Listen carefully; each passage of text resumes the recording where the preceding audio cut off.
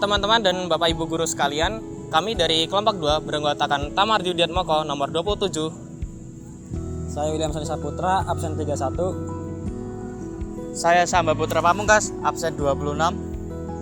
Dan saya Nesra Keren Sanjaya, absen 20. Di sini kami akan menjelaskan tentang salah satu bangunan peninggalan masa kolonial zaman Belanda, yaitu Gereja Santo Antonius Purbayan. Saksikan keseruannya.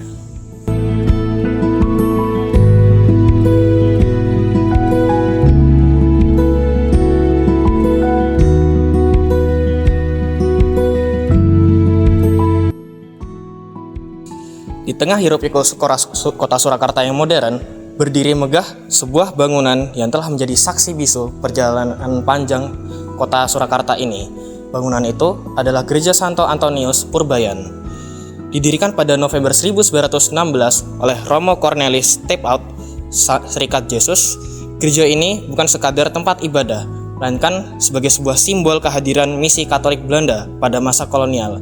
Arsitekturnya yang bergaya neogotik dengan pilar-pilar kokoh dan kaca patri sederhana yang masih terawat hingga saat ini. Pembangunan gereja dimulai pada 29 Oktober 1905 atas prakarsa Romo Stephout yang kala itu bertugas di paroki Ambarawa. Tujuannya sederhana namun mendalam, menyediakan tempat ibadah bagi umat Katolik sekaligus pusat penyebaran iman di tengah masyarakat Surakarta yang plural. Pendanaan gereja diperoleh dari penjualan undian hadiah serta bantuan dana dari Belanda. Sejak berdiri, gereja ini menjadi pusat kehidupan umat Katolik di Surakarta. Bahkan menjadi tempat bersejarah pembaptisan Brigadir Jenderal Ignatius Slamet Riyadi, salah satu pahlawan nasional.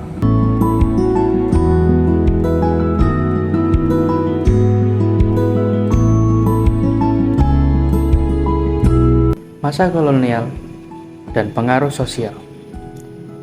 Pada masa kolonial, Gereja Santo Antonius Purbayan berperan penting dalam penyebaran agama Katolik.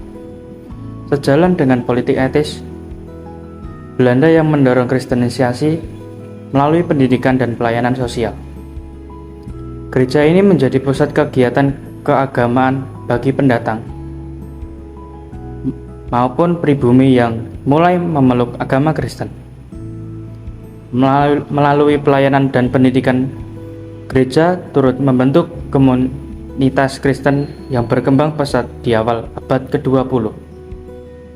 Namun, kebijakan kristenisasi ini juga menimbulkan reaksi sosial dari umat Islam yang merasa terpinggirkan, sehingga lahirlah gerakan keagamaan dan sosial sebagai bentuk perlawanan terhadap dominasi kolonial.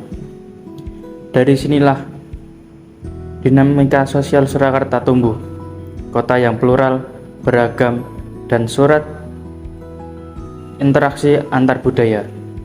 Seiring berjalannya waktu, Gereja Santo Antonius Purbayan mengalami beberapa renovasi besar.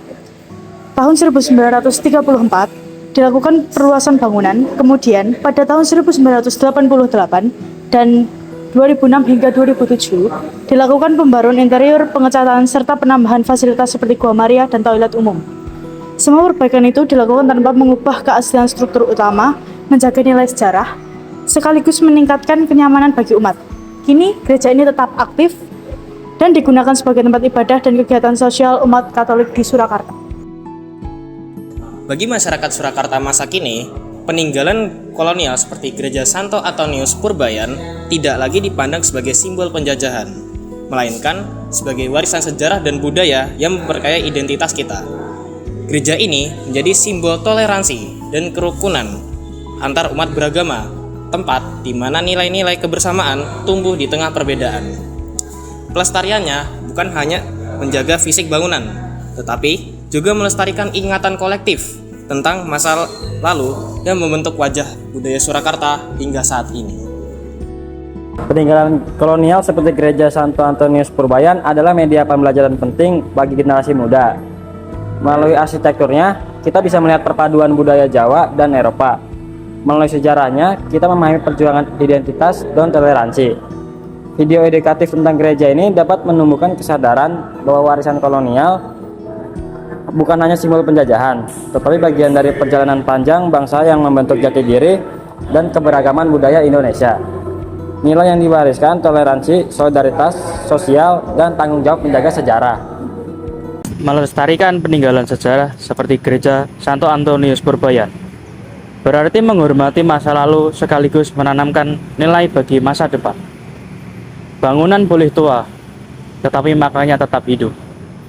Menjadi cermin perjalanan bangsa menuju masyarakat yang berakar pada sejarah, berjiwa, bertoleran, dan berbudaya.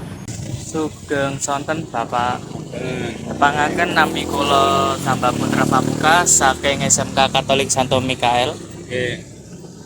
Kulo Naisela Keren Sanjaya saking SMK Santo Mikael. Kulo William Sandi Saputra. Kulo Tamar Yudiatmoko saking SMK Katolik Santo Mikael. Sederenginipun ngapunten menawi ganggu waktune jenengan. Banjur niki kula kali rencang-rencang badhe wawancara babakan dampak sosial Gereja Santo Antonius Purbayan niki tinggi lingkungan sekitar niku. Oke.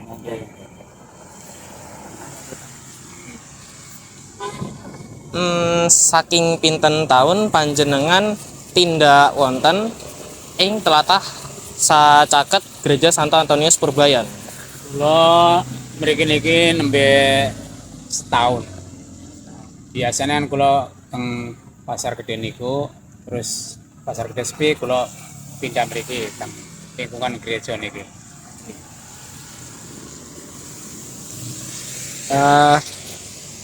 Kados pundi geguyutan antawisipun umat gereja kalian warga ing sakiteripun? Masalah niku antara umat beragama sini, lingkungan sini bagus. Gak ada istilah apa orangnya kerusuhan apa biasa.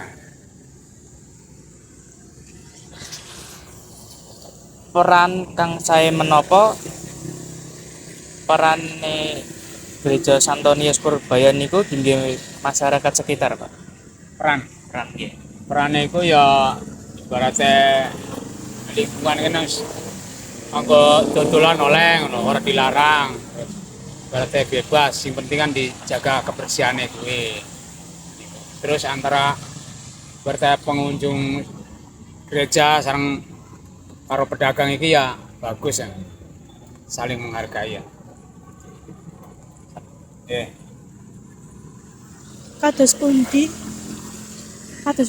pamanggih panjenengan babakan Gereja Santo Antonius Purbayan ing lingkungan sekitar? Pripun? Kurang jelas. Diulangi boten napa? Kados pundi pamanggih panjenengan babakan anane Gereja Santo Antonius Purbayan ing lingkungan sekitar nih? Oh, menurut kula niki ya bagus ya, ora apa-apa. Soalnya apa? Antara umat beragama kan orangnya saling perselisihan dan saling menghargai antara umat beragama. Orangnya kerusuhan apa-apa, aman biasa. Nggih pun cekap semanten nggih. Nggih. Ngapunten Pak menawi Nggih, ganggu, Pak. boten napa-napa. Nggih. Matur nuwun sangat, Pak. Nggih, sami-sami. Demikian dari kelompok 2, kami pamit undur diri. Terima kasih.